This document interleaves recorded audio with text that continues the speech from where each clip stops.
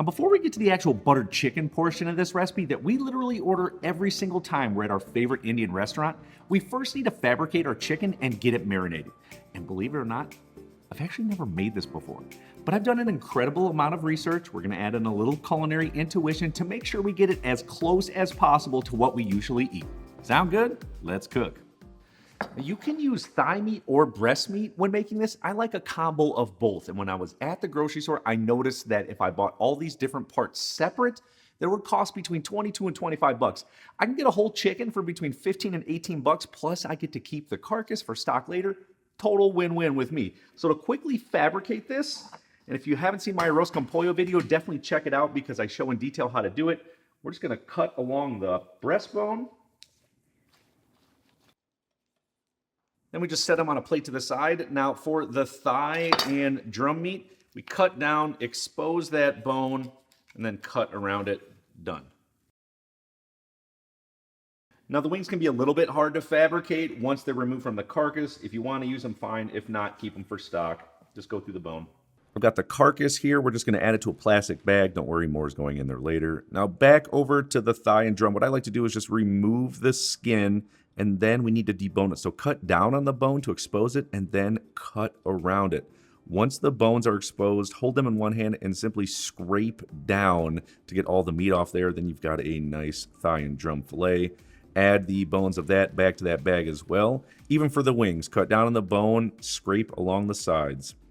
All right, now I've got this big chicken breast. What I'm gonna do is just remove the skin. Now I remember the pieces of chicken in the chicken makhani being nice, thin, bite-sized pieces. So that's what I'm gonna do here. I'm gonna slice it as thin as I can, a little bit on a bias, kind of like my beef stir fry that I made. Very similar to that. Once you've sliced everything, including the thigh, drum, breast, and wing meat, just add it to a bowl. Now, I've got a lot of leftover stuff. The skin, all of that goodness, going in the freezer. So much flavor there. We'll make chicken stock at a later date. And at this point, I'm going to give the cutting board a quick wash and rinse. Now for the marinade ingredients. We're going to start off by adding in 2 teaspoons of salt. I know that seems like a lot, but we've got a little bit over 2 pounds of chicken meat. Next, a ½ teaspoon of black pepper. We've got a 1.5 teaspoons of red chili powder. Next, 1 teaspoon of ground coriander, a ½ teaspoon of turmeric, and then we're going to add in a ½ teaspoon of kasuri methi. This is also known as dried fenugreek. Now, it has the flavors of fennel and celery, so I suppose if you can't find this on Amazon or even at a local specialty grocery store, you could probably use a little celery seed and fennel seed to help get some of those flavors. Next, we're going to add in 1 heaping tablespoon of garlic paste. If you don't know how to do this, either finely mince it or add a few cloves to a food processor with a little bit of oil. Process until it's finely minced or essentially looks like a paste. Next, we're going to add in 1 regular tablespoon, non-heaping, of ginger paste. Now, the exact same thing. Add in some peeled ginger right to a food processor or even a blender, a little bit of oil. Pulse and process until it is completely finely minced or like a paste. And then for a little bit of coolness here, to cool everything off, some of that spiciness from the ginger, the garlic, and from the red chili peppers, we're going to add in a ½ cup of whole fat milk yogurt and the juice of 1 lemon. And you know, I always usually put my other hand here to catch any seeds that may want to get in there. And the one thing I noticed when doing the research for this recipe is almost every single one had a different marinade.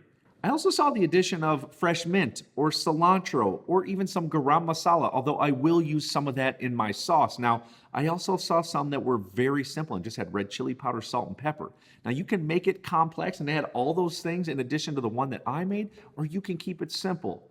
I'm guessing some of it's going to depend on what you have available and what you're willing to put into it. All right, let's finish this up. I'm going to use a glove to completely mix everything together. I'm going to take a minute or two to make sure all of these ingredients are infused.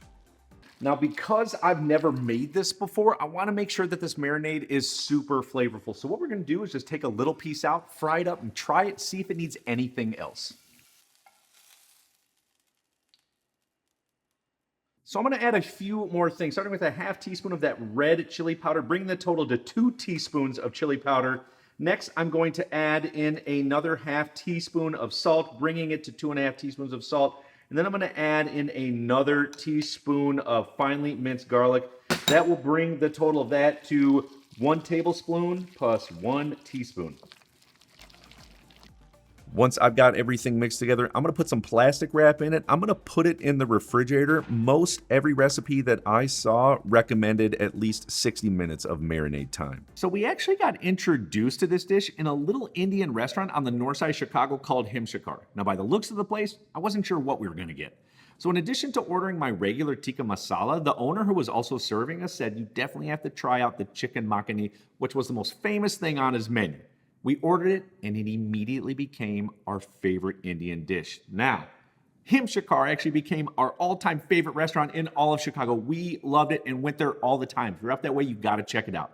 One thing we noticed, though, is the chicken makhani there was so creamy. That's why I went with the yogurt and the marinade. I guess we'll find out if I'm actually that close to that recipe that we love so much. We've got about 60 minutes, so let's get cranking on that sauce. I'm going to make everything in a large rondeau pot, so I'm going to add 2 tablespoons of unsalted butter to it. I'm going to turn the heat down to low, so in the meantime, while it's melting, I can slice off the ends, peel, and thinly julienne 2 red onions. I think this should be plenty of onion for the sauce. Once the butter's melted, we're going to add the onions right to it and turn the heat to low-medium. And then I'm going to frequently stir it probably every 4 to 5 minutes until it's really nice and browned up. Now remember, the original sauce had a subtle sweetness to it, so Comey's, we're going to hone those techniques and take the time to caramelize up these onions. Now we still may need to add a little sugar in there, but I've got 60 total minutes to make this, so at least 30 minutes are going to be dedicated to caramelizing these up. Going to go back frequently to the onions, making sure they're starting to look brown. These look really, really good. Still some more time to go, but this is great times. I figured I'll just start prepping up the tomatoes. I'm going to use 10 Roma tomatoes. We want to remove the core. I just love Romas. I think it's just a great tomato to use all year round because it's decent in the off season and it's very, very good in peak season. Of course, if you've got tomatoes on the vine outside in the garden, please use them. They'll be fantastic. I'm just going to quarter them and then quarter them again. I'm going to set them to the side in a bowl. At this point, let's go back over, check out the onions. Got a nice brown in them. Of course, I always assume the position with hand on hip when stirring, and so do you. You just don't recognize it. All right, at this point, I'm going to add in a lot of that garlic, about 2 tablespoons of that garlic paste, and then about a tablespoon of that ginger paste. I want as much of these flavors as possible without overpowering everything. And you know my philosophy on garlic, once you could smell it, it's pretty much done cooking. So now we're going to add in a few things. I'm going to add in 1 tablespoon of Garam Masala. Saw that in just about every recipe. A little bit more spice with a half teaspoon of that red chili powder. Next, a half teaspoon of that kasuri methi. And I've got 5 seeded dry Kashmiri peppers. These are going to be perfect in there. And we're going to add in just 1 more pepper because I saw it in just about every single recipe out there. And the one they use is called a Kanthari. That's kind of hard to come by in the US. If you can find a Thai chili, perfect. They're about the same on the Scoville meter, in between 50,000 and 100,000. Now, I am not that confident in heat, so I'm going to use a jalapeno. To slice off the end, remove the pith and the seeds, we'll be good to go. After you slice it in half, just lay it out flat and fillet it. Be careful of your fingers. Speaking of fingers, I still have red from the onion on them. Jeez, that thing is pungent. Okay, there's so much spice in the pith, and obviously all that bleeds onto the seeds, so just remove it if you don't like the heat. Give it a rough chop, add it right to that pot. Now what I'm going to do is just stir this for maybe a minute or two, just sort of activate some of those spices. And I notice a lot of goodness on the bottom of the pan, so I'm going to add in just 2 to 3 tablespoons of water to bring up that fond, F-O-N-D. That's all the goodness, all the num-nums on the bottom of the pot. I think that's really going to help my sauce. So at this point, I'm going to add in the tomatoes. Then I'm going to add in a half cup of cashews. I notice this in every single recipe. Obviously, it's going to add some nice velvety goodness to here. All right, give it a stir. I'm going to let this cook for about 20 minutes on low to medium heat. Going to put a lid on it. But I'm going to come back every 5 to 6 minutes. I just want to make sure nothing is burning. Give it a quick stir just to keep my eye on it. No big deal. Okay, so after that 20-minute period, I'm coming back, having a look. Smells amazing in here. Honestly, it smells so good. I can't even say anything more than that. Just going to transfer it over to a blender. You could use a hand immersion blender. I'm going to use a regular blender.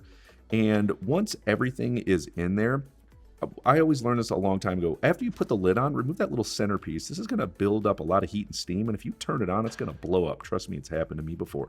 So what I usually do is just put a towel over top. I'm going to puree this on high speed. I just want to make sure it's nice and smooth. All right, this looks really, really good to me and starting to really resemble that sauce that I've always had. What I want to do is strain it. There's still some seeds and peels in there that I know did not get finely pureed up in the blender. So I'm going to run it through this mesh strainer using a spatula to sort of move everything around. And I notice there's still quite a bit of that sauce left in the blender. So I'm going to maybe just add a cup or so of cold water to it. Give it a quick swirl around and then pour it in there. And it's okay. I mean, the sauce is pretty thick, so this much water anyways, isn't going to do too much to the sauce. I think it's going to be perfect. All right, this consistency looks really, really good to me. Just going to turn the heat to low. Now, when researching this recipe, I saw that maybe 25% of them or so would fry up more garlic, more ginger, more chilies before putting that sauce back in the pot after running it through the strainer. Now, I didn't do that. I think there's plenty of flavor in this sauce. If you want to do that, totally fine. Heck, you know what I even saw? Some people put a few coals in with the raw chicken and put a top over it to help get smoky flavors in there. I didn't do that, obviously. If you want to smoke it, feel free. I'm positive the chicken makhani we ate at Himshikar was not smoked at all. All right, we are gonna now finish off this sauce with a classic French technique. It's called Montaubert. This translates literally to lifting with butter, so obviously this is called buttered chicken. What this process is adding cold, unsalted butter while constantly whisking the hot sauce. I'm going to do 1 stick of unsalted butter. That should be enough there to bring about a lot of fat and flavor, but I'm thinking I want it to be a hair creamier, so I'm going to add in a 1/4 cup of cold heavy whipping cream as well. I'm going to whisk it until it's combined. It's looking really, really good. One thing that's really important though, you got to season it with salt. I want to see where we're at in the flavor department. So I'm just going to take a spoon, put it in there, and see what kind of flavors we're working with here.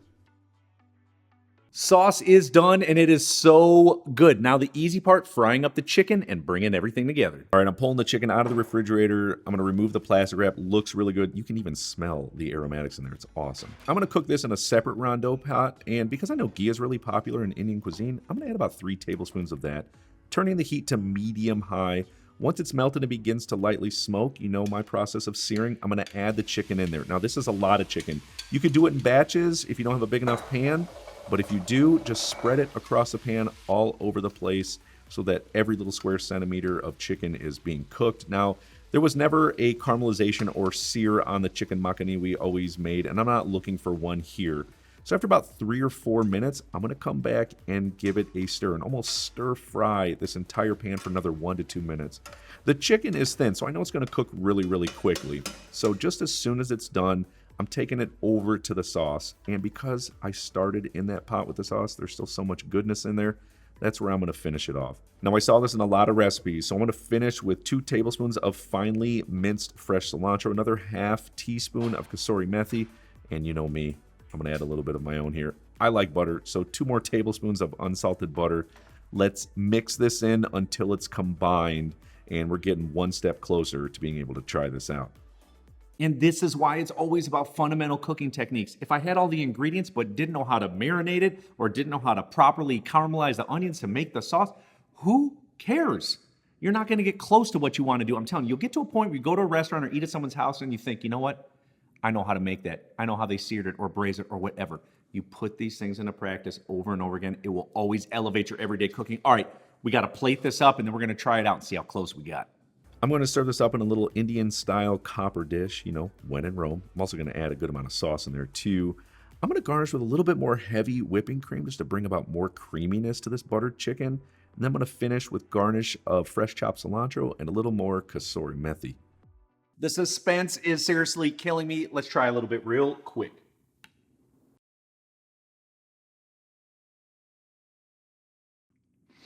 If I'm not right on the dot, I am super close. Subtly sweet, nice little spice from the peppers, buttery, creamy.